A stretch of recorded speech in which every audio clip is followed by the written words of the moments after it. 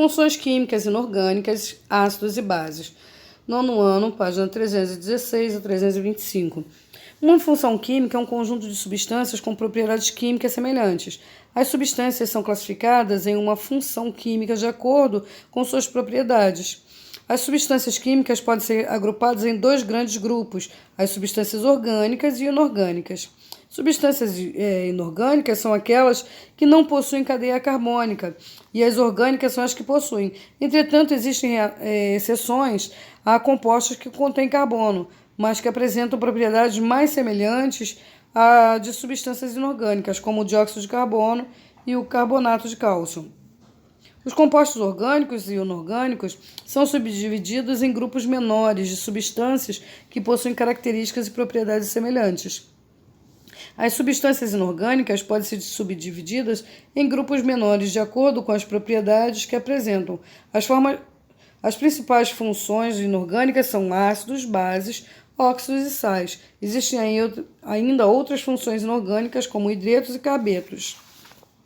No nosso cotidiano, estamos cercados de compostos inorgânicos, como o óxido de zinco, na composição do protetor solar e produtos para assadura, o sal de cozinha, o ácido fosfórico e ácido carbônico, que são utilizados na composição química do refrigerante, e os hidróxidos de sódio na composição química do sabonete. Antes da gente entrar no conceito de ácido e base, é importante compreender o conceito do número de oxidação, pois para determinar a nomenclatura do ácido e base é necessário conhecer o NOx de átomo central. O número de oxidação é a carga real ou fictícia de um átomo em uma molécula. Em compostos iônicos, o NOx de cada elemento será a carga real do íon, ou seja, o número de elétrons que o átomo perdeu ou ganhou. Em compostos moleculares ocorre o compartilhamento de elétrons.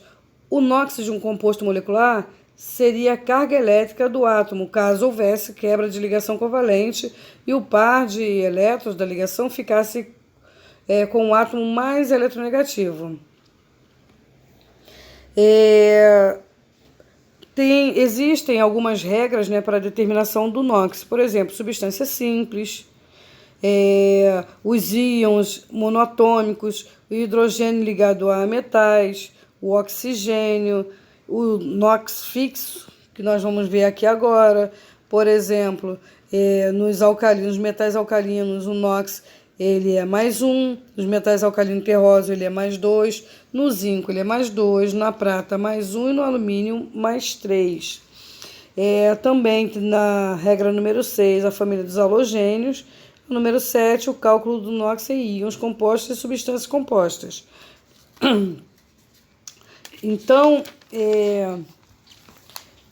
agora, ácidos e bases. A Reynolds realizou diversos experimentos que testavam a condutividade elétrica em soluções e verificou que, dependendo das substâncias, elas sofriam ionização ou dissociação iônica e conduziam corrente elétrica.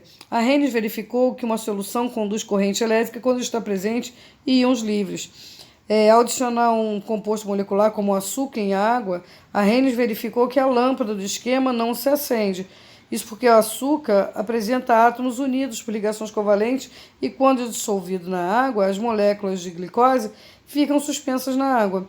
Essas moléculas são eletricamente neutras, ou seja, não conduzem corrente elétrica. Ao realizar o experimento com água e sal de cozinha, a Reynolds verificou que a lâmpada acende devido à dissociação do sal. O sal é um composto iônico. A quebra do retículo cristalino do sal libera íons de cloreto de sódio na solução. Os cátions seguem em direção ao polo negativo e os ânions seguem em direção ao polo positivo, o que gera um fluxo de elétrons, ou seja, de corrente elétrica, que é o suficiente para acender a lâmpada. A Reynolds também verificou que ao dissolver um composto iônico molecular em solução, eles sofriam ionização ou dissociação, dependendo da sua natureza, e então conduziam corrente. A ionização equivale a uma reação em uma substância reage com água, gerando como produtos íons. A ionização ocorre em compostos moleculares que conduzem corrente, como ácidos e amônio. Os ácidos, segundo Arrhenius, ácidos são substâncias que sofrem ionização em solução aquosa, liberando cátions de H+. Porém, em meio aquoso, o H+ reage com a água e forma o íon hidrônio, pois o H+ é muito instável. O ácido é utilizado amplamente em nosso cotidiano, como, por exemplo, o ácido clorídrico, que é utilizado na limpeza, na faxina, né? Com o nome comercial de ácido muriático, e esse ácido também é encontrado no suco gástrico do nosso estômago. O ácido sulfúrico é um ácido fortemente utilizado na produção de baterias de carro. Os ácidos eles são divididos em dois grupos, oxigenados e hidrácidos. Os hidrácidos são ácidos que não contêm oxigênio. Na nomenclatura desse tipo de ácido é escrito o nome do elemento seguido do sufixo hídrico. Já os ácidos oxigenados, também chamados de oxiácidos, são ácidos que contêm oxigênio. Para nomear um oxiácido, acrescente-se a terminação ico. Exemplo, ácido fosfórico.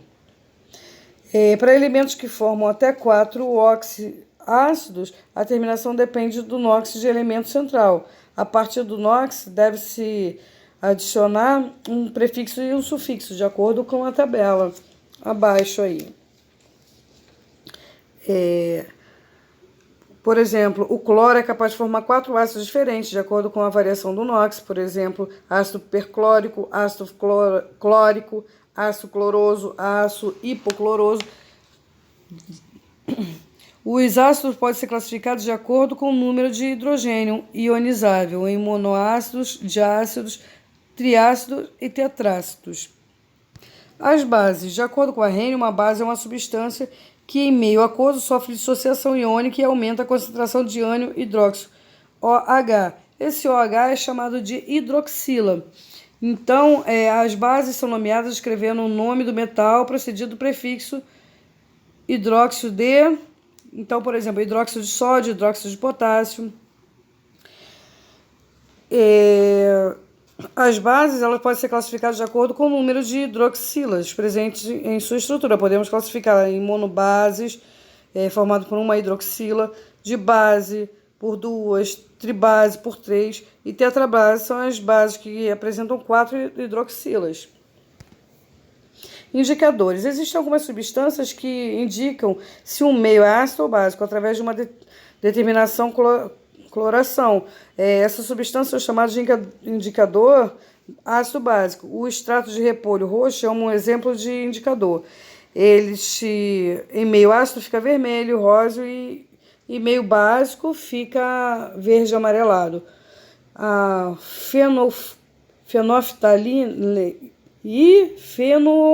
fenolftaleína e o papel tornassol são indicadores de ácido básico, mas utilizados em laboratório. Em solução ácida, permanece incolor. Quando o tornassol fica vermelho, em meio básico, o fenolftaleína fica rosa e o tornassol fica azul. Então, a escala de pH indica o grau de acidez ou basicidade da substância. O valor abaixo de 7 indica um pH ácido e os valores acima de 7 indicam pH básico, enquanto que o valor 7 indica um pH